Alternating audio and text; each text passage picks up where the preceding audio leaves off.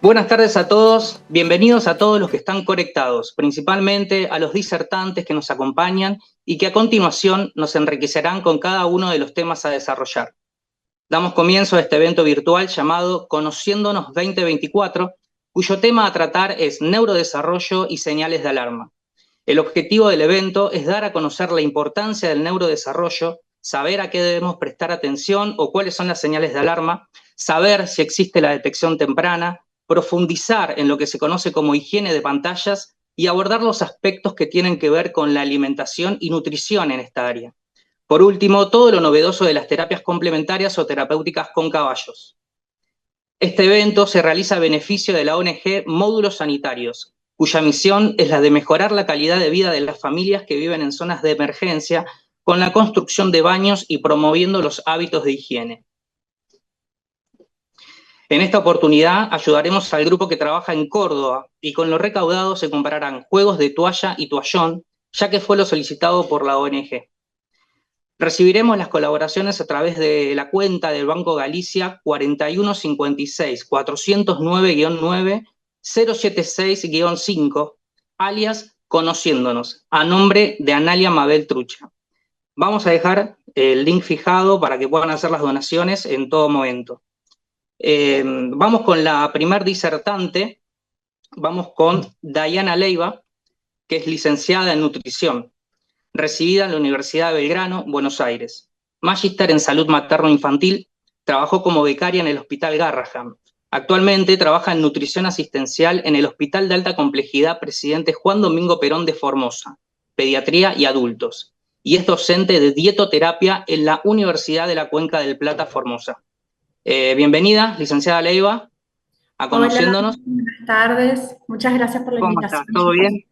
Todo bien, muy Queremos bien. arrancar la entrevista. Lo primero, ¿qué tan importante es la alimentación en el neurodesarrollo?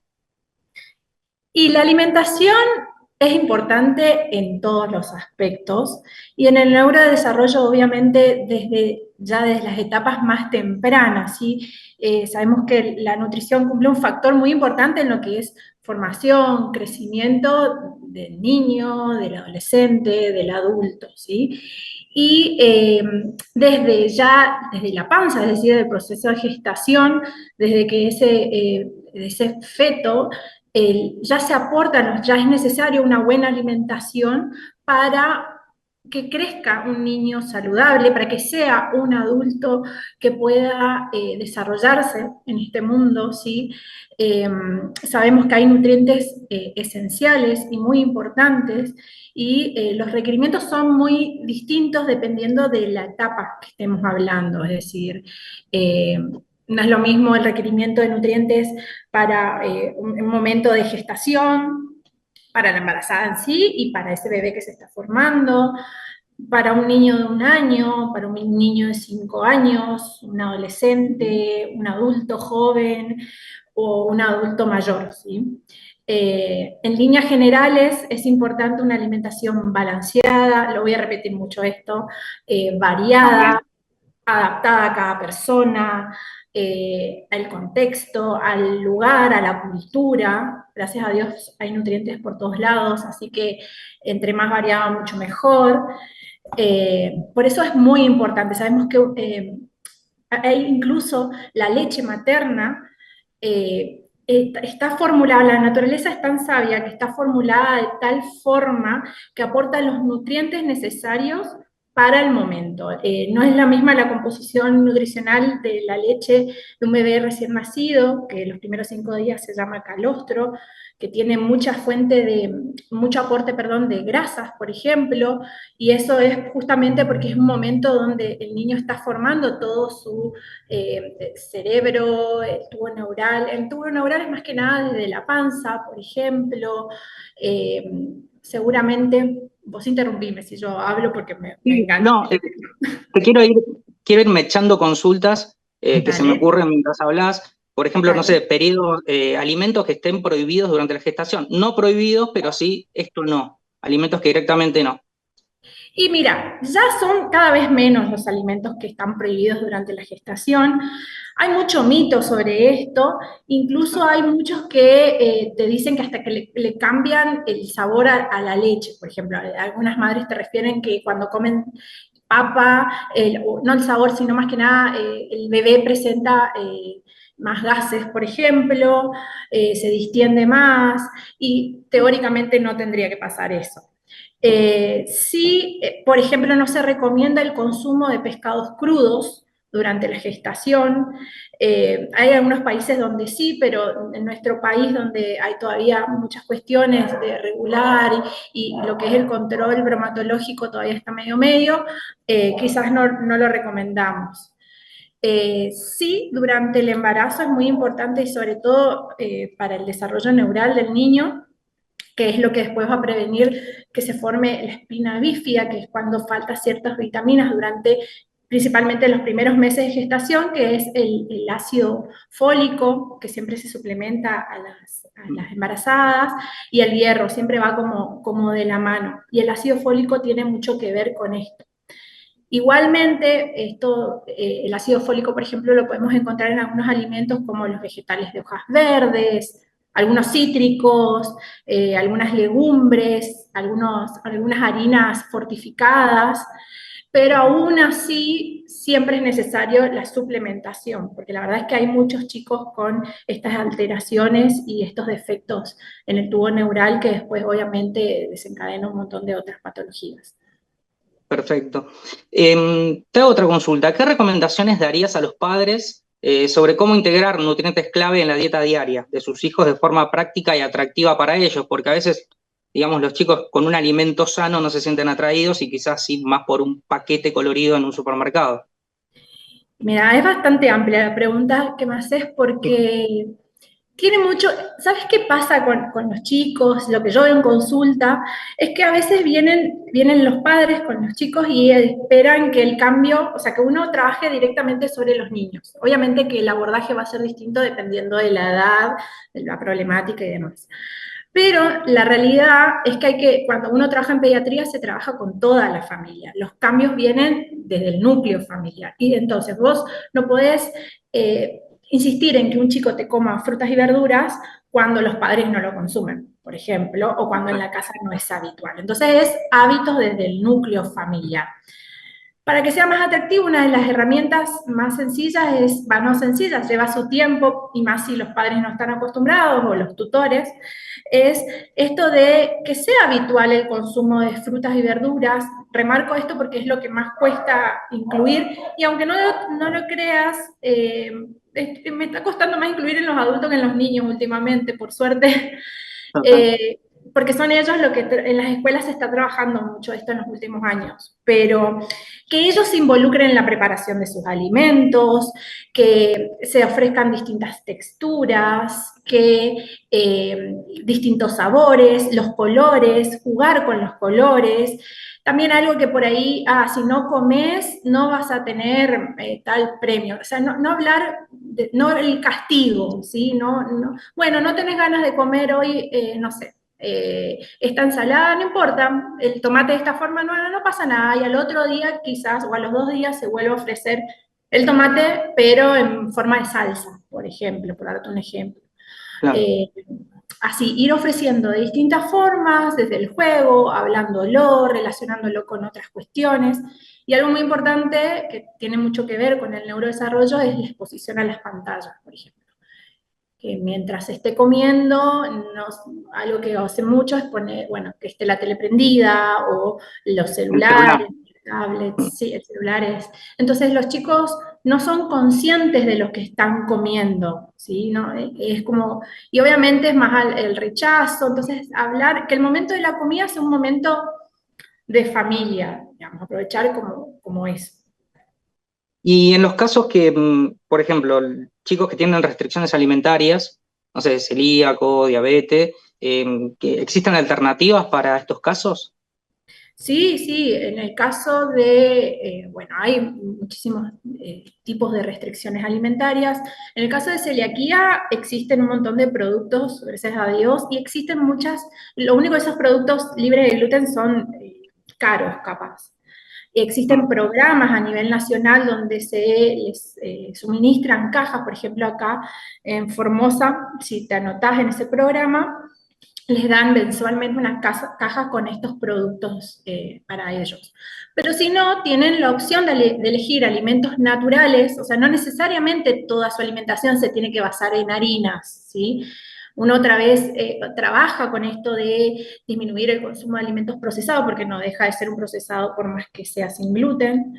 Entonces, por ejemplo, hay opciones de por ejemplo, ayer hablaba con una paciente de hacer una masa de pizza y en vez de usar las harinas aptas para ellos, utilicen masa a base de arroz. Te sobra arroz, hay millones de recetas, licuas el arroz, queda riquísimo, por ejemplo. O papa. Se pueden reemplazar un montón de alimentos que cumplen, quizás no es idéntico, pero se puede hacer las mismas preparaciones. En el caso de alergias, otro tipo de alergias donde quizás hay otro tipo de restricciones, siempre hay otros alimentos. A lo que voy es, por suerte, los nutrientes no están todos en un solo alimento. Quizás un alimento tiene más de uno que de otro, pero la idea es esto, asesorarse y otra vez voy a esto que te dije que iba a repetir, variedad, entre más variado. Alguna regla básica es, entre más colorido sea el plato, más nutrientes vas a tener, por ejemplo, más variedad. Nombraste algo así medio al pasar recién, pero creo que también es clave, que es, digamos, las diferentes clases sociales e ingresos que tengan los padres. Quizás personas de bajos ingresos les cuesta más llegar a alimentos más saludables. Por eso nosotros siempre hacemos mucho enfoque en aprovechar los alimentos de estación y los alimentos de la zona donde estés. Por ejemplo, acá en Formosa tenemos mucho mango, ahora ya está empezando a haber mango. Por ejemplo, el mango es fuente de fibra, muchísima fibra, de azúcares, tiene muchísima vitamina C, tiene potasio, por ejemplo, y se puede hacer un montón de preparaciones a base del mango, por ejemplo.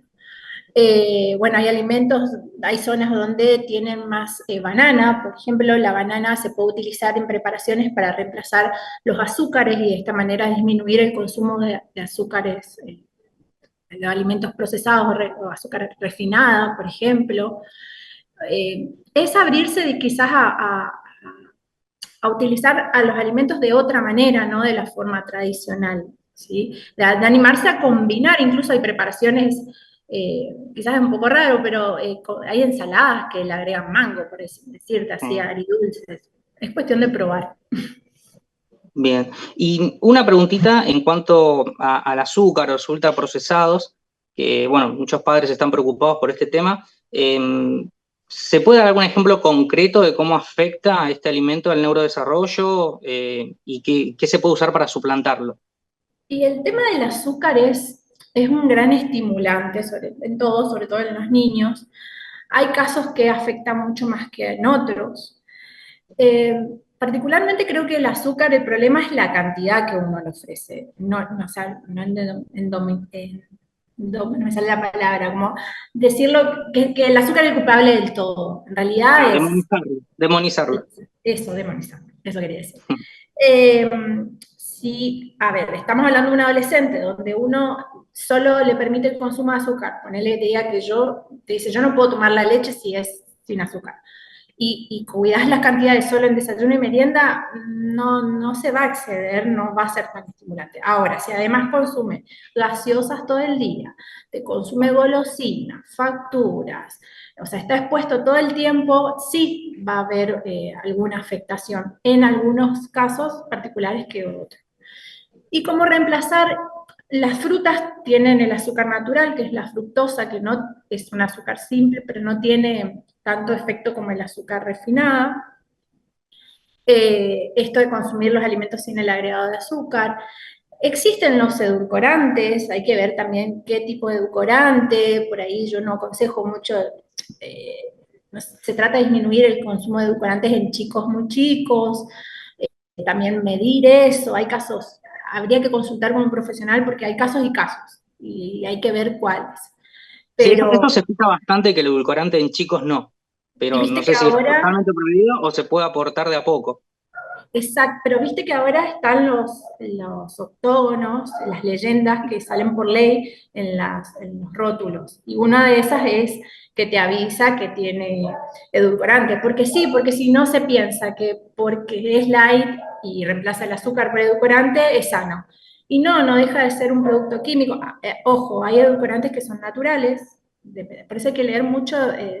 ¿Qué es lo que estamos consumiendo? Hay que trabajar mucho la lectura de lo que tiene cada cosa, porque es muy engañoso. Hay edulcorantes que incluso tienen un poquito de azúcar y no lo sabemos. Entonces,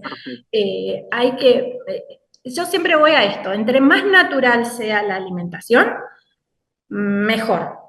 Los ultraprocesados, que sea como algo, te diría que mejor si no lo consuman, pero si no, algo ocasional de, bueno, va un cumpleaños y no te queda otra, o salieron de casa y, bueno, tiene hambre, pero que no sea de todos los días. Bien, me quedaron un par de preguntas más, pero ya se nos está acabando el tiempo, tenemos que pasar a la próxima. Licenciada Leiva, mil gracias por el aporte que Bueno, hizo. muchas gracias, chicos, ustedes por invitarme. Bueno, a continuación vamos a ver el video de la ONG a la cual estamos contribuyendo con esta presentación de Conociéndonos. ¿Sabías que en Argentina hay más de 6 millones de personas que en sus casas no cuentan con baños que tengan lavamanos, duchas e inodoros dignos? Por esta razón, en nuestro evento vamos a colaborar con Módulos Sanitarios. Módulos Sanitarios es una ONG que fue fundada en 2015 en Argentina y hoy trabaja en 10 provincias. Su misión es mejorar la calidad de vida de las familias que viven en zonas de emergencia, con la construcción de baños y promoviendo los hábitos de higiene. Para Módulo Sanitario, el baño dentro de la vivienda es una cuestión de salud y de dignidad humana. La falta de baño obliga a las personas a recurrir a letrinas precarias, y esta problemática afecta fuertemente a las familias que tienen un niño o adulto con algún diagnóstico neurológico, ya que son personas más vulnerables en situaciones de poca contención. Te dejamos los datos en la placa durante todo el vivo para que puedas colaborar en la compra de toallas y toallones para las familias de Córdoba que reciben su módulo sanitario. Así podremos colaborar con un granito de arena que luego puede ser un gran mar de alegría, no solo para quienes reciben nuestra ayuda, sino también para quienes colaboramos con esta gran acción. Podés seguirlos en redes para ver el trabajo que hacen día a día.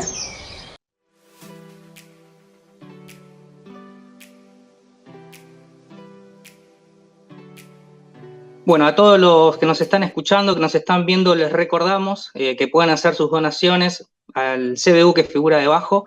Sería muy importante para la ONG con la cual estamos colaborando desde Conociéndonos. Vamos con la segunda disertante, vamos con Antonella Campuzano, médica neuróloga. Inició su formación médica a los 17 años en la Escuela Latinoamericana de Medicina en Cuba, donde cursó la carrera de medicina y en 2019 comenzó su residencia en neurología en el Hospital de Alta Complejidad Presidente Juan Domingo Perón en Formosa, Argentina. Tiene una profunda vocación por el cuidado intensivo, tanto en adultos como en niños. Bienvenida, doctora. Buenas tardes. ¿Qué tal? ¿Cómo están? ¿Cómo te va? ¿Todo bien? Muy bien, ¿ustedes? Muy bien. La primera pregunta que te queríamos hacer es Dale. bueno, que nos digas qué es el neurodesarrollo, que nos expliques. Dale, ahí vamos. Miren, este tema es bastante interesante, me encantó la propuesta, ¿sí? El neurodesarrollo es un proceso ordenado y orquestado en el cual el cerebro va adquiriendo una organización crecientemente compleja y que se manifiesta en nuevas habilidades funcionales y en un mejor funcionamiento adaptativo y finalmente en un desarrollo humano positivo, ¿sí? El desarrollo es el inicio, digamos, en todos los pacientes. El inicio no fija el rumbo ni el resultado del desarrollo, pero claramente ejerce un impacto en ambos, ¿sí? Eso vendría a ser, ¿qué es el neurodesarrollo?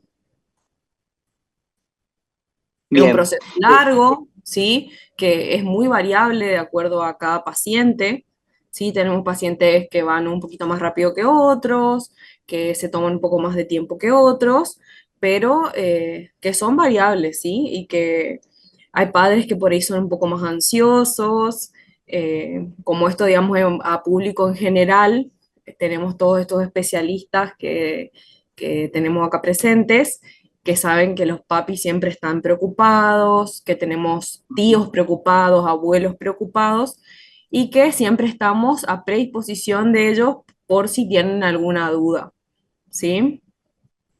Y cómo podemos, digamos, diferenciar lo que es quizás alguna señal temprana, algún problema que tengan los chicos, o es solamente algo que los padres tienen miedo de que pueda llegar a suceder? ¿Se puede detectar de alguna manera? Sí, mira, tenemos diferentes cosas a ver, en la evolución de un niño, por ejemplo, a ver, los niños tienen pautas de acuerdo a la edad, a lo esperado, digamos. Por ejemplo, si el niño tiene un mes, vamos al pediatra y hacemos todos los controles. No es lo mismo un niño que haya nacido a término de un parto normal, que no haya estado internado, ¿no? Que eso siempre lo preguntamos en las consultas, tanto el pediatra como el profesional que esté con el paciente, ¿sí? Le preguntamos si el embarazo fue controlado, si fue a término, si el peso fue adecuado para la edad gestacional, si hubo alguna complicación, por ejemplo, usó oxígeno, estuvo intubado, si tuvo alguna complicación, todas esas son cosas importantes. También en el neurodesarrollo. Fíjense que es tan importante que el tubo neural se desarrolla a tan corto tiempo y tan cortas semanas que a veces la mamá ni siquiera está enterada de que está embarazada y ya el tubo neural se formó, ¿sí? Y por ejemplo, hay datos nuevos que dicen que usar paracetamol eh, hace que las niñas tengan mayor predisposición a tener TEA. Y pobre, las mamás no sabían tal vez que estaban embarazadas a las 12 Claro. semanas.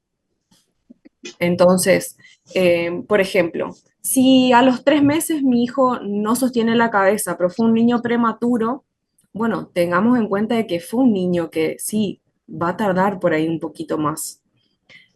Por ahí un niño que está mucho tiempo acostado necesita un poco de estimulación, ¿sí?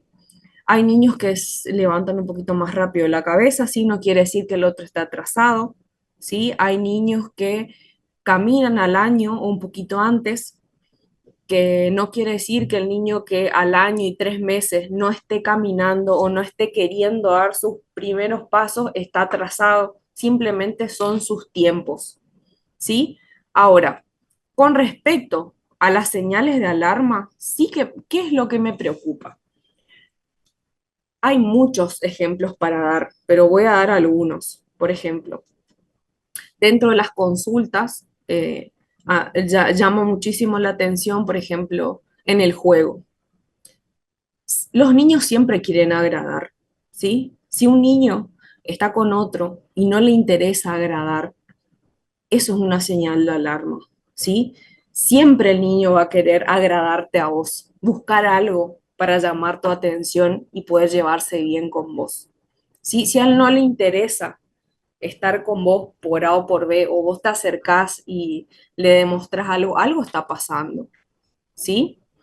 Que un niño esté Sí. mucho tiempo frente a las pantallas y no le interese conversar, algo está pasando. O por ahí mamá y papá, pobre, por cuestiones económicas, tienen que trabajar todo el día, tal vez no están dando tiempo de calidad al niño. Y no es que estamos ante un problema, sino que por ahí tenemos que tratar más o estar más tiempo con el niño en tiempo de calidad. Hablar, mostrar, trabajar en ciertas cosas. ¿Sí? Sí. Eh, por ahí vienen los tíos que ven cosas que les llaman la atención. No está mal preguntar, no está mal tener dudas. Para eso estamos nosotros. ¿Sí? Y aparte de eso, es re importante, por ejemplo, los niños siempre eh, evolucionan solos. Hoy hablaba, por ejemplo, con uno de los chicos que yo le decía que, por ejemplo, vestirse. Ellos, por ejemplo, primero usan zapatillas de abrojo y después intentan atarse los cordones. se intentan poner la remera, por ahí de un lado se van a poner bien, y de este lado van a sacar el brazo por este lado, pero ellos intentaron ponerse su remera. Ellos intentaron buscar la ropa que a ellos les gustaba. Capaz que hicieron un quilombo, pero ellos lo intentaron, ¿entendés? Esa iniciativa salió de ellos, ¿sí? O tal vez ordenar las cosas o decir, no, vamos a ordenar las cosas y después vamos a hacer tal cosa. Anticipar cosas. Ahora, si por ejemplo le pedimos que no haga eso porque no es lo correcto o le damos los porqués, que eso es muy importante, y ellos no tienen la posibilidad de expresar su enojo y se autolesionan, se enojan, se van a otro lugar, tienen conductas repetitivas, eso nos puede llamar la atención. Y pueden ser cosas simples, ¿sí? Como que siempre coma lo mismo o que no le guste ciertas texturas. Por eso que nosotros siempre, la Nutri, ¿sí? La Nutri acá en nuestro hospital, ¿sí? Dice que siempre hay que comer variado. Pero por ahí también tenemos el paciente que es hipersensible y que por ahí no acepta las texturas. Pero no por eso no vamos a trabajar con respecto a eso. Para eso está el especialista. ¿Sí? Por eso en el jardín se trabaja con plastilina, por ejemplo. Es una textura diferente a lo que estamos acostumbrados. Y eso lleva su tiempo. Mamá y papá también tienen que trabajar, maestra tiene que trabajar. Y en la consulta, cuando los papás vienen preocupados, nosotros no tomamos solamente su opinión. Si el niño, por ejemplo, va a la escuela, nosotros le pedimos a la maestra, a la psicopedagoga, a la psicóloga, al psiquiatra, si es que fuera, a todos un informe de qué es lo que ve en el niño. Si no es que tomamos solo la opinión de los padres, sí es importante lo que nosotros vemos y lo que opinan ellos, pero también de los especialistas con respecto a señales de alarma. Y tratamos más o menos de ayudarlos en lo que vemos en la primer consulta. ¿Sí? No siempre es estudio, no siempre es medicar, ¿sí? Pero es como con respecto a comer, a vestirse, a ver cómo es su vida, cómo, si duerme o no, eh, si es una vida muy desordenada, si tiene otros hermanos, cómo se lleva con sus hermanos. Son un montón de cosas, podemos estar 5 horas hablando de esto. Esto que Claro, estoy hablando es como muy general. es interesante lo que decís en cuanto a diferentes puntos de vista, porque quizás un chico con sus padres es tímido y con su grupo de amigos se desenvuelve lo más bien, digamos. Exactamente. Entonces, ahí incluye el informe de la maestra o psicopedagoga. Exactamente. O por ahí está pasando algo en la casa, por ejemplo, padres que se separaron y papá tiene una nueva novia, pongamos un ejemplo, y papá le presentó a la nueva novia, por ejemplo, tenemos un niño que tiene un trastorno del espectro autista y hay formas de presentar una nueva pareja, porque ese niño va a tener dificultades después para su impulsividad, su trastorno de la conducta y vamos a tener conflictos, ¿sí? Entonces, apoyarnos como un equipo multidisciplinario para dar esa información. ¿Sí? Siempre estamos nosotros para poder ayudarnos y ayudarlos, tal vez con fotos, ver a ver cómo hacemos para presentar esa nueva pareja, tratar de acompañar, ¿sí? Porque es un niño que está ante un problema y no lo va a poder resolver. O tal vez un niño que siempre tuvo un neurodesarrollo normal y está ante un conflicto, ¿sí? Y que Muy bien, manejaba los pañales y ahora se hace pis encima. Justo se separaron los papás. total. Otra preguntita, ¿qué papel juegan los factores genéticos en el neurodesarrollo? Todo, todo. Casi siempre preguntamos. Por ejemplo, si tenemos con respecto a consultas, depresión, epilepsia, ciertos trastornos, sobre todo genéticos, siempre miramos a los papás. Yo trato de pedirles si no puede ir un papá, pedir una foto del otro padre o de los hermanos, a ver si se parecen. Eso es importante. Por ahí nos consultan por talla baja y si los papás son pequeños, tampoco vamos a pedir que los niños sean de 2 metros, ¿no? Que se parezcan, como buscando, a ver, o que se parezcan a algún tío, tal vez se parece a la tía o al abuelo, buscando, digamos, algún síndrome, ¿sí? Porque por ahí vos decís, no, no parece un fenotipo raro, pero sí. Y en el embarazo, digamos, los factores ambientales tienen muchísimo que ver de si la mamá se cuidó, se alimentó bien. eh, la genética, por supuesto que sí. Si la mamá estuvo hipertensa, si fue diabética, si se cuidó, cómo fue, digamos, el parto, cómo fue la cesárea y toda la carga genética que tenemos. Obviamente de padres epilépticos y existe gran posibilidad de que tengamos un niño epiléptico, ¿sí? Mm. Por ejemplo, entre otros, síndrome de Rett, trisomías, padres añosos con síndrome, con hijos con síndrome de Down o no, ¿sí?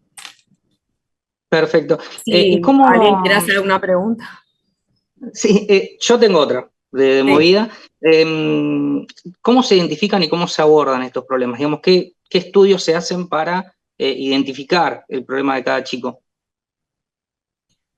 Y eso tiene que ver, digamos, la primera consulta siempre es preguntarle por qué vienen a los papás. Y algunos te dicen, sí, vengo porque a mi hijo le cuesta hablar. Bueno, pero ¿qué pasa? Dice pocas palabras, te señala, identificar el problema. Algunos te dicen, no, me mandó la pediatra. Y ahí se te complica un poco. Bueno, pedimos informe escolar, nos fijamos, vemos la edad del paciente, porque también los padres quieren estudio de la cabeza. Yo quiero una resonancia, doctora, yo quiero que le haga un electroencefalograma, hacer los cablecitos, yo quiero pincharle sangre, y a veces no es todo eso, ¿viste? Hay que sentarse, evaluar bien, hacerle un buen examen físico al paciente, a ver qué es lo que está pasando. Y yo siempre pido evaluación por la psicóloga, por la psicopedagoga si van a la escuela, por la maestra del jardín, jugar un poco.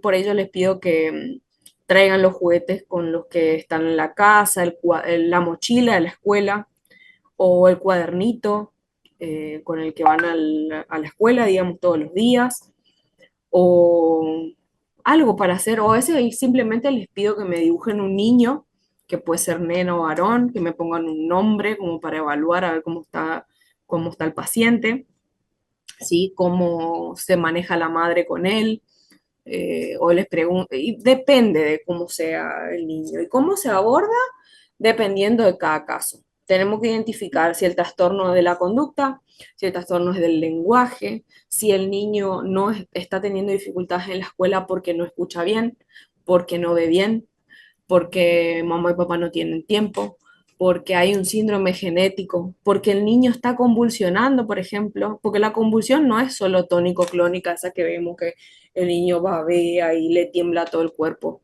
Los niños pequeños tienen crisis en las cuales se desconectan y se quedan ahí. Y a veces dicen, no, él es colgado nomás. Y a veces son convulsiones. Nos ha pasado 1.000.000 de veces. Me ha pasado inclusive que fui hasta el lote 111 y una tía de una nena fue y me dice, doctora, mi sobrina le va muy mal en la escuela. Ah, bueno, le digo, ¿cuántos añitos tiene? 12. Y en mi cara hizo 5 convulsiones. Desconexión con el medio, movimientos oculares. Y le digo, ¿cuántas veces hace eso en el día? Y me dice, como 25 veces. Le digo, es una convulsión, mi amor. La derivamos acá, que es una convulsión terrible. Hacía de 25 a 30 eventos al día. Ahora la nena está medicada y está bien en la escuela, porque por supuesto, uno convulsionando 30 veces al día, nadie puede estudiar así. Entonces, tenemos que tomarnos el tiempo y abordar de acuerdo a la patología del paciente. Esta paciente, por ejemplo, lleva al laboratorio, electroencefalograma y una resonancia porque con 11 años está bien mielinizado, no tuvo antecedentes, pero sí tiene antecedentes de una tía epiléptica. Ahí, por ejemplo, entra la genética. O puede ser que no, que la imagen sea normal, que el electro sea normal, que el laboratorio sea normal y que el paciente convulsione igual. Sí, yo quedo con lo de 25 o 30 convulsiones por día, Sí, es una locura. sí. te juro, estaba enfrente Increíble. mío y yo estaba conversando, le dije, hola, ¿cómo estás? ¿Tu nombre? Y hice una convulsión enfrente mío. Y yo ya cuando venía caminando la vi que se quedó así. Le dije, ¿cuántas veces hace eso? Y no, 25 me dijo. Yo casi me morí.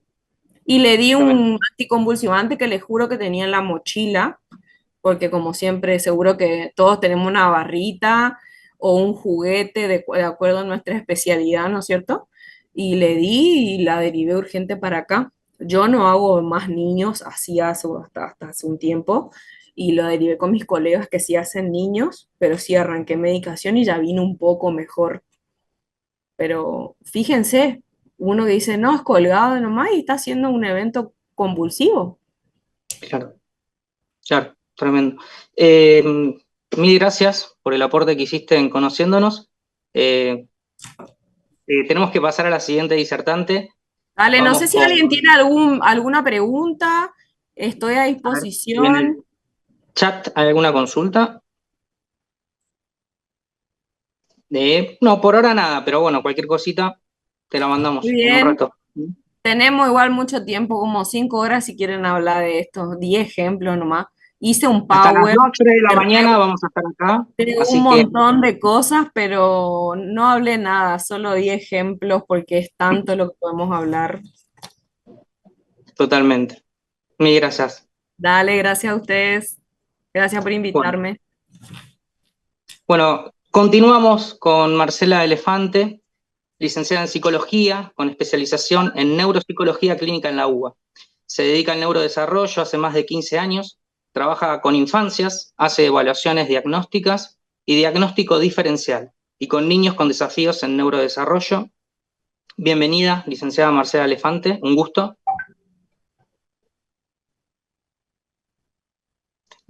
No se te escucha, Marce, a ver si no se escucha. A ver si lo podemos solucionar. Sí, ahí estoy. Ahí está, Ahora ahí sí, está. ¿qué tal? Ahora sí. Gracias por la ¿Cómo estás? invitación. Perdón porque me había muteado y bueno, nada, bueno, nada, las cosas de la tecnología que a veces me generan demasiada ansiedad. Bueno, muchas gracias por la invitación. Me encanta esta disertación y me encanta que estemos hablando y que haya por ahí tantas miradas diferentes acerca de lo que es el neurodesarrollo, porque justamente se necesita dar a debate y poner sobre la mesa lo que cada uno tiene como su expertise. Y así que bueno, muchas gracias, me parece súper importante. Sobre todo me doy cuenta ante el desconocimiento general, por ejemplo, el mío, porque yo me estoy desayunando con muchas cosas, así que es muy interesante la charla. Te quería Súper. preguntar, arrancando, ¿por qué es importante la intervención temprana? Bueno, justamente un poco ya lo estuvieron diciendo las profesionales que hablaron anteriormente. Eh, es importante y es fundamental hablar de las señales de alarma, pero también es importante, entiendo desde mi punto de vista, que hay que sí escuchar mucho a los papás. ¿Por qué? Porque los papás son quienes más conocen a los chicos. Realmente yo creo que después de la pandemia nosotros tenemos como un antes y después. No se puede sacar de contexto lo que es el neurodesarrollo hoy por hoy, donde tenemos un montón de niños que aparecen en consulta post pandemia, en donde no tienen lenguaje expresivo, y chicos con 4 años que quizás no tienen más de 10 o 15 palabras en su haber y usan el uso instrumental de la mano del adulto, que es el señalamiento del que hablaba la doctora hace un ratito, como forma de comunicación. ¿Sí? Claramente estuvimos en una situación en la que nadie nunca esperó haber estado, que es encerrados durante muchísimos meses, donde bueno, esta situación de encierro hizo que los papás tuvieran que seguir su vida, niños que estaban en pleno desarrollo que necesitaban tener una interconsulta o una consulta, no conseguían profesionales que los vieran presencialmente. Eh, Había que darles un dispositivo celular porque la realidad es que todo el mundo tenía que seguir trabajando y se les daba un dispositivo celular, no quedaba otra, o sea, cada uno hizo lo que pudo con lo que tenía a mano, pero esto claramente al día de hoy nos está mostrando cuán negativo fue para los chicos, porque ahora vemos reflejado que chicos de 4 o 5 años no desarrollan lenguaje expresivo, no desarrollan o no tienen interés por comunicarse con el otro, la comunicación social recíproca, esto que decía la doctora hace un ratito, el ida y vuelta, el interés por generar una sonrisa en el otro, el ensimismamiento, o sea, los niños ensimismados que juegan con lo que a ellos les interesa, hacer rolar una rueda de un autito y pueden estar un montón de tiempo. Esas son las señales de alarma que quizás los padres traen a consulta y me parece fundamental hacer una anamnesis muy detallada. Por lo menos eso es lo que hago yo. Yo soy psicóloga, pero bueno, hace unos años atrás, un montón, cuando todavía no se hablaba de neurociencias, yo me empecé a acercar a las neurociencias porque me parecía apasionante. Y a partir de ahí me empecé a... Sí. Perdón, una consultita. Te digo Marce Sí. porque tenemos confianza, lo conocemos de Sí. antes. Una pregunta de lo que dijiste, un niño jugando solo, ensimismado. ¿Hay diferencias entre hermanos e hijos únicos, digamos, en el tema del neurodesarrollo, de cómo se puede desarrollar un chico que no ¿En tiene el juego, contacto, decís digamos, vos? Claro, ¿En el no tiene juego? tanto contacto con otros chicos en el día a día, en el diario? Lo que pasa es que es el uso funcional de objetos lo que acá se observa también, ¿no? Si su juego es solitario, pero hace un uso funcional de los objetos y juega a que un auto va por la ruta y que resulta que choca y se encuentra con otro auto y se baja un señor que carga nafta y entonces, bueno, ese juego es un juego funcional.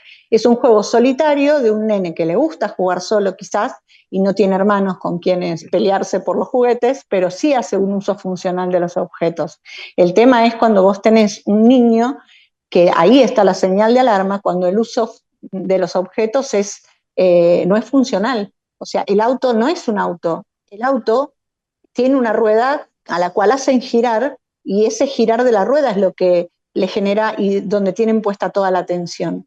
Entonces, esa es la diferencia quizás entre lo que es el juego funcional solitario, que si es un juego simbólico y está acorde a la edad cronológica no nos debería llamar la atención, pero si es un juego solitario y estructurado, con estereotipías y muy restrictivo, ahí sí, ahí tenemos una señal de alarma.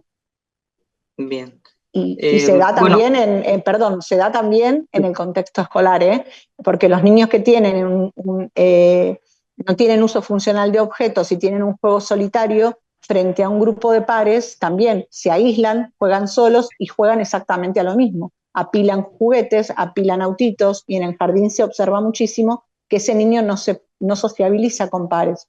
Ahí estás hablando de un niño que claramente dentro del contexto escolar y fuera del contexto escolar maneja el mismo nivel de juego, que no es un juego instrumental, no es un juego simbólico, no es un juego. Otra pregunta, ¿por qué elegiste como objeto de estudio para desarrollarte el cerebro específicamente? Me apasiona el cerebro.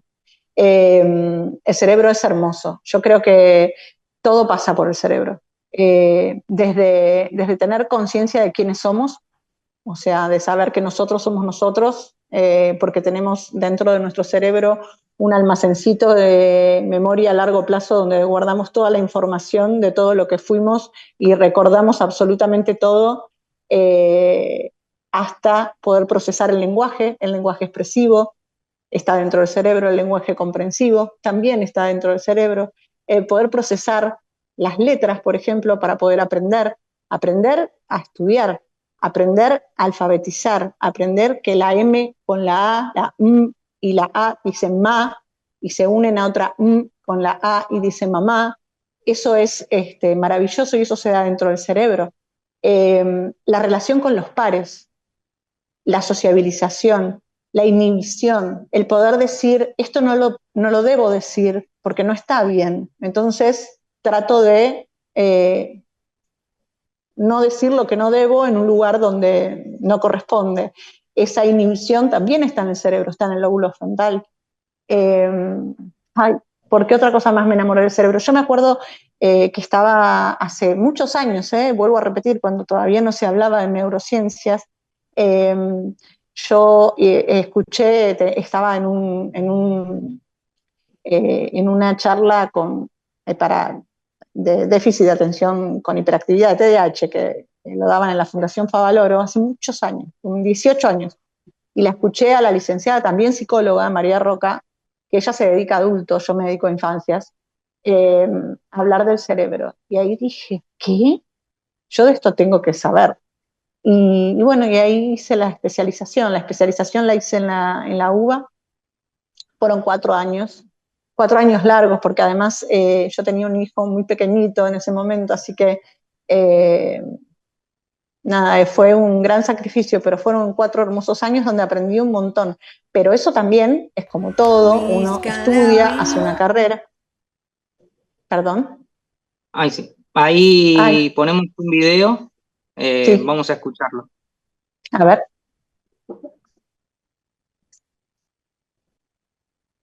Whiskala, whiskala, whiskala, whiskala, whiskala, whiskala, whiskala, whiskala, Yala, yala, cho, cho, cho. yala, yala, tu, tu. Ah, Ah, yala, yala, cho, cho, cho. muy bien. A ver acá, ponelo acá. Yala, cho, cho, cho. Ponelo acá. No le digas a mamá Bueno. que fui yo, por favor, se va a enojar. ¿Por qué le pide que guarde el secreto? ¿Qué puede pasar si se lo cuenta? La mamá se puede enojar. La mamá se puede enojar. ¿Y por qué crees que la mamá se puede enojar? Porque algo que no fue lindo le hizo a un compañero, o si hizo alguna travesura. Ok. Si tú fueras la hermana, ¿lo contarías? Sí. ¿Qué hacen las personas adultas cuando se enojan? Lo retan. Bueno, Marce, vimos 2 videos. Queríamos preguntarte, bueno, el primero que te escuchamos cantar y demás, y manipular. O sea, queríamos preguntarte qué es lo que vimos en ese video. Bueno, son 2 videos totalmente diferentes. En uno hay una niña neurotípica que no tiene ningún desafío en el neurodesarrollo, que es el segundo video, y que estábamos trabajando un poco de lo que es la educación, la autonomía, el autocuidado, y qué es un secreto y por qué el secreto no debe ser secreto para con los padres y que a los padres se les cuenta todo. Bueno, todo ese tipo de cosas que tienen que ver más con el autocuidado y la autonomía. Y uso muchísimo el cuento en consultorio como soporte visual, el cuento que tiene mucha imagen y poco relato, ¿sí? Me encantan los cuentos, me parece un soporte visual hermoso para que los chicos puedan comprender determinadas situaciones que se les pueden presentar en las actividades de la vida diaria. Y el primer video que vimos es un niño que tiene ahora 11 años. Este niño ya hace 2 años y medio que está conmigo, no es un niño no verbal, es un niño que tiene un diagnóstico de autismo, y que la realidad es que para mí eso que hizo, que son gorgojeos y que es ese gu, gu, gu, ga, ga, ga, que yo le sigo, es una forma de comunicar que encontré. Encontré en eso una forma de poder comunicarme con él, que me mire a los ojos y que se pueda reír de algo. Era un niño que absolutamente no conectaba, hasta hacía un tiempo no conectaba. ¿Por qué la arena cinética? Porque es un nene muy sensorial, entonces en la arena cinética él encuentra a nivel sensorial algo que le hace bien, que le genera en su sistema sensorial placer, entonces por eso muchas veces la uso arena cinética, uso las bolitas de gel, puedo usar espumas, las mismas plasticolas. Lo que pasa es que cuando agarras las plasticolas, aprieta las plasticolas deja, porque le encanta ver cómo cae la plastiqueta, y bueno, termina con toda la remera, los padres me quieren matar, pero yo encontré en ese tipo de juego y en esas onomatopeyas que yo le repito a él, encontré la forma de comunicarme. Y la realidad es que lo está logrando. Está teniendo este último año intencionalidad de comunicar. Ahora me dice Marce, por ejemplo, lo dice a su forma, con algunas cuestiones articulatorias que no, por ahí no se le entiende demasiado bien, pero lo dice. Y tiene bastantes ecolalias. Las ecolalias es como repetir lo que vos le estás diciendo, pero bueno, en esta ecolalia yo encontré esa forma de comunicarme y también que permanezca tiempo en silla, porque es un nene que deambula, ese deambular improductivo que es esa inquietud motora que tienen algunos niños con ese diagnóstico. Así que, ¿Cuánto tiempo nada, me pareció... ¿Cuánto tiempo te llevó lograr esa conexión? Y todo este año. Este año fue un año donde él, creo que también lo biológico siguió su curso, ¿no? Porque me parece que él también creció en edad. Él controló esfínteres recién este año. O sea que es un niño grande, ya tiene 11. Este año tuvo muchos logros, pero sí, él hace 2 años y medio ya que está conmigo. Venía de otro centro y además tiene un hermano mellizo. Ahí tenemos el componente genético del que hablaba la doctora también. Tiene un hermano mellizo que también tiene TEA. Y el hermano mellizo...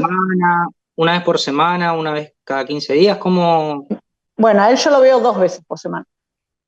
Bien. A él lo veo 2 veces por semana, claramente por la cantidad de soportes que necesita, porque la severidad o no, el grado y todo eso yo no lo mido en si, viste que hay algunos profesionales por ahí, cada uno lo mide como le parece, pero hay algunos, y se respeta, por supuesto, pero hay algunos profesionales que dicen, ahí está 2 años abajo de la edad cronológica. Bueno, para mí la severidad o no está dada por la cantidad de apoyos que el niño o la niña necesita para poder avanzar.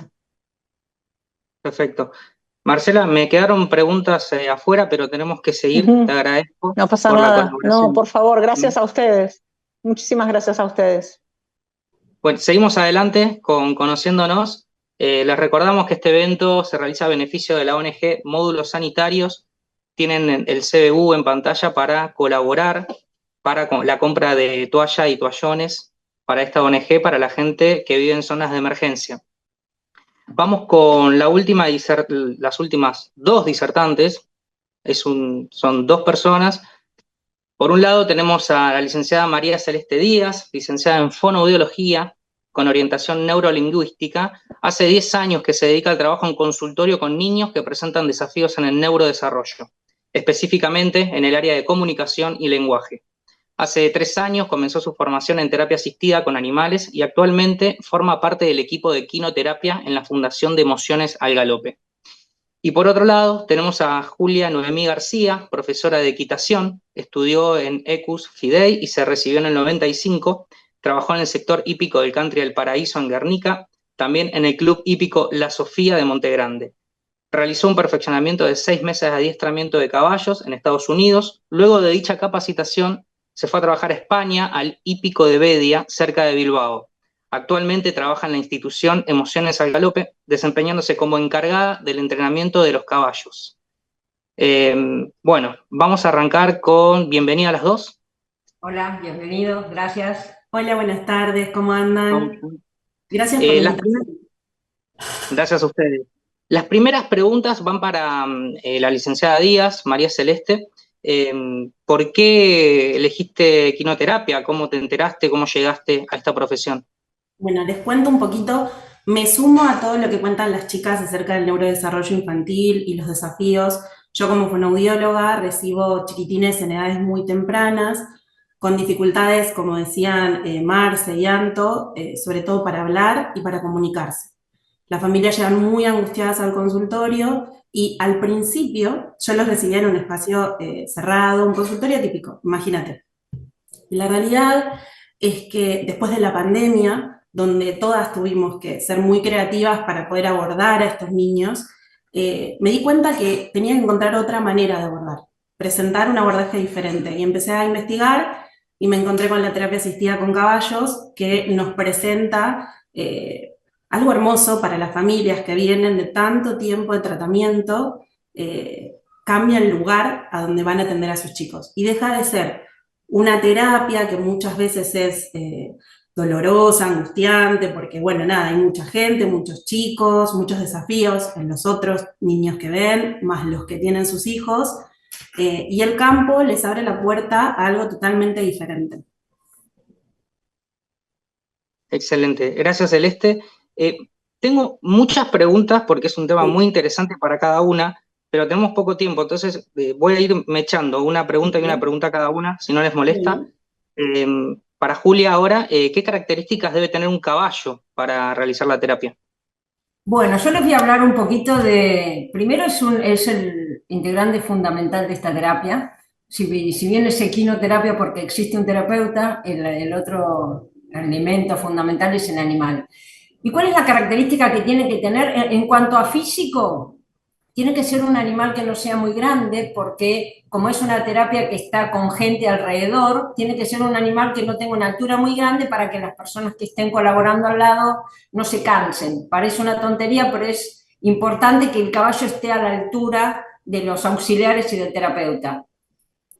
Después tiene que tener movimientos ágiles. ¿Qué quiere decir esto? El caballo se tiene que desplazar con soltura. ¿Y por qué? Porque esa soltura en pacientes motrices son los que hacen que simule el andar humano. Entonces, un paciente que viene con una discapacidad motora se monta en el caballo y el caballo empieza a desplazarse y el cerebro interpreta, yo no entiendo nada del neuro, pero es por lo que escucho, que el paciente está caminando.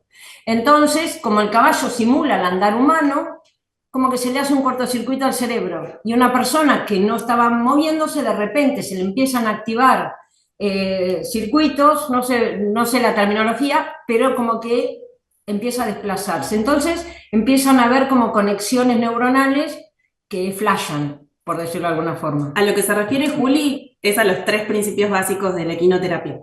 El primero es el que les nombró, que tiene que ver con la compatibilidad que hay entre la marcha del caballo y el del ser humano, la del ser humano.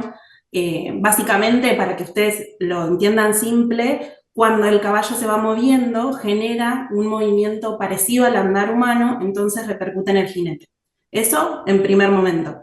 En segundo momento tiene que ver con los impulsos rítmicos, que el caballo está todo el tiempo mandándole al jinete o amazona, y que genera un cambio postural y otro registro de su cuerpo en el jinete.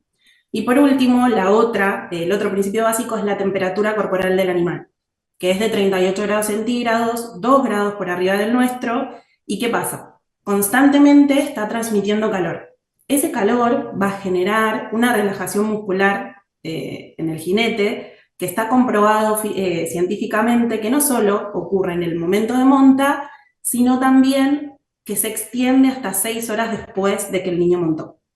Con lo cual, todos estos beneficios generan un impacto muy grande en los chicos, y los padres después nos lo cuentan a nosotras en la sesión, posterior a la sesión.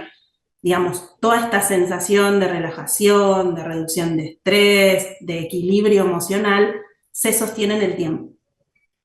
Por ejemplo, le quiero sumar, hay muchos chiquitos que vienen como con hiperactividad, que son muy activos, ¿no? Entonces, el caballo lo que hace es bajarlos. ¿Y cómo? Entonces, depende qué jinete y qué patología tenga, se trabaja con montura o no. Estos chiquitos, por ejemplo, que vienen muy hiperactivos, se los trabaja sin montura para que estén en contacto directo con el animal, y esa temperatura que decía Cele, los baja.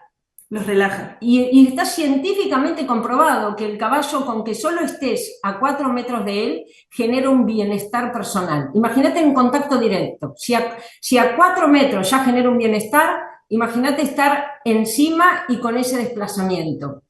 Entonces se crea un combo que hace que la terapia sea funcional solo por estar montado, porque todo lo genera el caballo. El terapeuta suma en función a qué disciplina es la que interviene, pero el caballo hace su parte solo con desplazarse y moverse. Así que Y los Tengo, avances son tan rápidos que vos decís, wow, wow, es increíble. tengo muchísimas preguntas, pero el primero, ¿cómo es el primer contacto? ¿Directamente se sube al caballo, al paciente, o No, se va poco a poco? ¿Cómo, poco cómo a es ese poco. primer contacto con el animal? Es importante que sepan que para cada paciente y cada diagnóstico que nos llega a la fundación, nosotras hacemos una anamnesis, una entrevista con las familias y preguntamos acerca de las fortalezas y los desafíos de cada niño.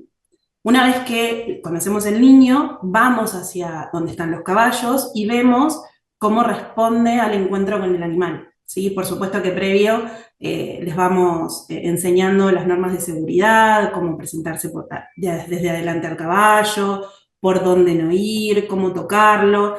Y una vez que eso ocurre, empieza el trabajo pie a tierra, que es lo que nosotros llamamos pie a tierra, es el trabajo abajo del caballo, que igual nos permite abordar y poder llegar a los objetivos que nos planteamos. Una de las cosas más importantes de nuestro equipo de trabajo es que está integrado por muchos especialistas del área de la salud. Estoy yo como fonoaudióloga, tenemos terapistas ocupacionales, psicólogos, psicopedagogos, y también pueden incorporarse kinesiólogos, psicomotricistas y cualquier profesional de la salud que esté interesado. Pero particularmente en nuestro caso, siempre abordamos de manera integral. Entonces, primero recibimos al niño, vemos cuáles son sus necesidades, por supuesto, preguntamos sobre las otras terapias que realiza, que en general llegan niños que ya vienen con sus terapias troncales, y nosotras tratamos de abordar de manera integral todo lo que ellos trabajan dentro del consultorio. Bien. ¿Y cómo se entrena a los caballos? El entrenamiento pasa sobre todo en la confianza. Porque un caballo de equino puntualmente, vos podés bailarle un malambo al lado que el caballo no debería alterarse. Entonces, ¿y cómo se entrena eso? Se entrena básicamente en su confianza. Se crea un vínculo tal entre el entrenador y el caballo, que el caballo confía en vos plenamente, 100%. Él sabe que pase, lo que vos le pidas, él va a estar en un espacio seguro. Y eso se crea. Eso se trabaja. Por eso es apasionante, porque si bien estás con un animal, estás aprendiendo a relacionarte. Y la palabra que me das es confianza. Tenés que trabajar la confianza. Y es fundamental que no se la traiciones. Si él confía en vos, no lo traiciones. Entonces se crea un tal vínculo que él te dice, bailame el malambo, porque yo confío. Y vos confiás porque le estás poniendo un chiquito encima con discapacidades motoras o las discapacidades que sean, así que fíjate qué vínculo de confianza se crea para que tanto el humano le ponga a un paciente encima y él confía en vos sabiendo que bailar malambo que yo estoy. Así que es increíble, increíble. Me emociono, mira. Totalmente. Digamos, ¿en cuánto tiempo promedio, sé que depende siempre del paciente, pero se empiezan a ver signos de mejora y es una terapia que puede durar de por vida, digamos, la mejora, o en algún momento es como que se da el alta? En realidad, al ser una actividad ecuestre que está acompañada por terapeutas de la salud, el objetivo es llegar a un deporte para ecuestre, ¿sí? Que los chicos lo tomen como un espacio más deportivo, ¿sí? Pero para llegar a ese punto tenemos que lograr otros objetivos previos. A ver, respecto a cuándo se observan las mejoras, y cambia muchísimo de acuerdo a los cuadros. Nosotras mandamos un video de una sesión que ahora vamos a compartir con ustedes, que es de nuestra pacientita Mili. El video de esta sesión es de la primera, de cuando Mili llegó. Van a ver que en el caso de ella tiene una dificultad motora, ¿sí? Su diagnóstico es parálisis cerebral, entonces el objetivo y la búsqueda es un poco de rehabilitación del movimiento, de relajación corporal, lograr movimientos un poco más ágiles, mejorar el equilibrio, la postura.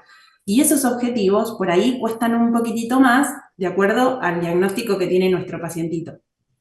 Ahora, tenemos otro casito en la fundación que para mí es como nuestro caso estrella, que es Nachito, que está en un montón de fotos que les mostramos a ustedes, que llegó sin diagnóstico, estaba en proceso diagnóstico, con mucha hiperactividad, mucho movimiento, con dificultades de atención, con muchas particularidades sensoriales. Él iba al jardín en ese momento, tenía 4 añitos, y no podían descubrir qué era. Tenía dificultades en el lenguaje también, y era muy ansioso. Y al principio presentaba mucha oposición a montar.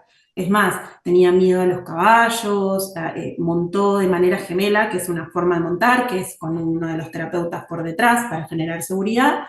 Y una vez que empezó a conectarse y a vincularse con el caballo, logró un cambio que se notó en 2 meses, porque Nacho había empezado en octubre del año pasado, y para la muestra de fin de año que hacemos en los últimos días de noviembre y principios de diciembre, el cambio fue muy notorio. Él pudo montar solo, hacer el circuito, entender, comprender las órdenes que le tenían que dar al caballo, y responder a todo lo que le pedíamos. Simultáneamente. ¿Podemos? Sí, Ay, perdón, te interrumpí, pero si podíamos ir viendo el video dale. Mientras íbamos charlando. Ahí está Mili, esperen que lo voy a ver en grande.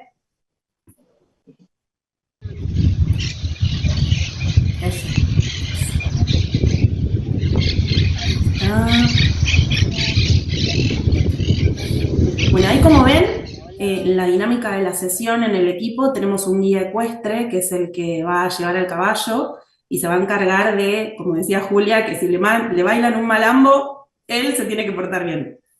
Y a los laterales tenemos los auxiliares, que en general somos los profesionales de la salud, que le vamos a dar las indicaciones para realizar las actividades que están pensadas para esa sesión. Ahí la ven a Mili, que era su primer sesión, como les dije antes. Está súper rígida, todavía un poco como desconfiada del movimiento porque es todo nuevo, pero sin que ella sepa, que era un poquito lo que hablábamos, medio de manera automática, el caballo la está estimulando. Primero en el patrón de marcha, segundo en la relajación muscular, y tercero en los movimientos que generan que ella posturalmente mejore. ¿Sí? Ahí ven como por seguridad nosotras vamos a los laterales y la vamos acompañando. Esto es lo que hablábamos de que el caballo no puede ser muy alto, porque ven que en este caso Cele va así con la chica. La voy sosteniendo. Claro, entonces si no es agotador ir todo el tiempo sosteniendo. Entonces es importante que la altura del caballo sea media, sobre todo por los que acompañan. Ustedes tengan en cuenta que esta chica llega en una, yo no sé la patología que tiene, pero llega en una silla de ruedas totalmente paralizada. Y para ella es desplazarse sola.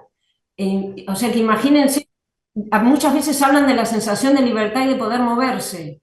O sea que es no solo el andar, que acá el trabajo lo está haciendo el caballo solo moviéndose, y todo su cuerpo está trabajando solo por estar arriba. Así que imagínense no solo lo motor, sino todo lo emocional que está en juego, solo, y digo solo como recalcándolo, caminando con el caballo. Y como decía Marce recién, respecto a los niños con estas dificultades, y también Anto comentaba cómo los chicos hoy están tan conectados a pantallas, la naturaleza juega un rol súper importante en este tipo de abordaje, que es por lo cual yo también lo elegí. Llegó un momento donde me di cuenta que hay el espacio de consultorio se agota, hay tratamientos que son muy largos, y tanto para los chicos como para los papás es agotador, y presentar una propuesta al aire libre, con todos los estímulos que nos presenta la naturaleza, es súper enriquecedor para ellos. Piensen que en ese momento, al margen de estar montada y todo el estímulo que le genera el caballo, Mili está expuesta a una temperatura por el sol, vientito en la cara, olores diferentes, distintas sensaciones al tacto, y estamos hablando de Mili. Imagínense Nachito, que bueno, finalmente su diagnóstico fue de condición del espectro autista. Nachito se subía a su caballo y buscaba ir acostado, porque él necesitaba y buscaba y encontró una sensación de relajación que él solito lo pedía. Y daba 2 vueltas acostadito, y una vez que terminaban las 2 vueltas, sentadito, y podía trabajar. Hoy es nuestro paciente estrella. Mañana tenemos la segunda muestra para ecuestre, por eso estamos acá como acaloradas, porque estuvimos trabajando hasta hace un ratito, y Nacho va a poder hacer un montón de destrezas, de equilibrio, poder responder a órdenes simples, entender que tiene que esperar, trabajar la flexibilidad cognitiva, que es muy difícil muchas veces en un espacio cerrado y artificial, que de otra manera no la podría haber adquirido, porque el abordaje Es como si acostado sentiría más contacto, más calor del animal. Sí, son distintas posturas que les ofrecemos de acuerdo a la habilidad y la posibilidad de cada uno, ¿no? Por supuesto, todo esto está pensado para cada pequeño. En este caso, Nachito, con su caballo podía hacerlo, buscaba acostado boca abajo hacia adelante o girar, que es una práctica que se llama vuelta al mundo, mirando para atrás y lo abrazaba por las patas de atrás y él se calmaba. Nachito es una de las personas que yo hablaba hoy de la hiperactividad de ese chiquito, vivía totalmente volando, corría, tú Nacho Sonic. Nacho Sonic no te prestaba atención para nada y ahora la madre no lo puede creer y eso se lo transmite el caballo. O sea, el caballo te brinda un montón Ahí de está cosas. Nachito. Ese Nachito. El de la camiseta de la selección argentina. El Messi. El Messi, exactamente. Es nuestro Messi de la Fundación. Es hermoso el trabajo que hacen, quedaron muchas preguntas afuera, las quiero felicitar y agradecer porque la verdad es emocionante el trabajo que hacen.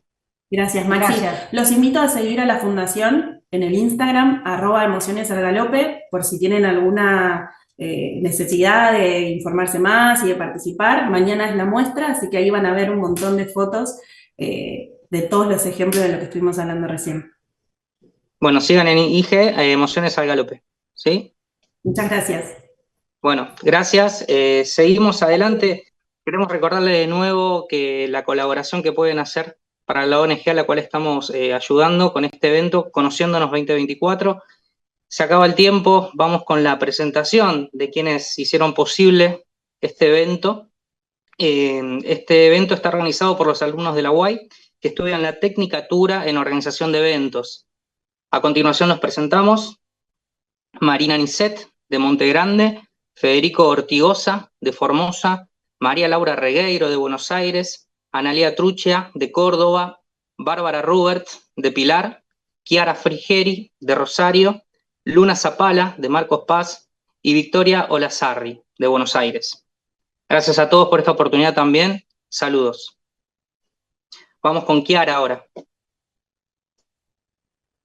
Bueno, en nombre de mis compañeros, queremos agradecerles a todos los que colaboraron con la realización de este evento, a los disertantes que se tomaron el tiempo para poder participar, a Maxi, nuestro locutor, que la verdad que hizo un trabajo increíble, a Octavio, nuestro técnico, que está del otro lado, llevando a cabo la puesta en escena. También agradecer especialmente a Lara, nuestra profe, que está acá conectada, y a la UAI por darnos la oportunidad de proyectar y llevar a cabo esta experiencia. Muchas gracias a todos ustedes que están del otro lado, y a todos los que ya aportaron su granito de arena para la ONG, les recordamos que también van a poder donar hasta el día domingo, y que vamos a estar subiendo a las redes el día que realicemos la entrega. Esperamos que hayan podido llevarse información muy valiosa y que hayan disfrutado de nuestro evento. Muchas gracias y nos vemos pronto.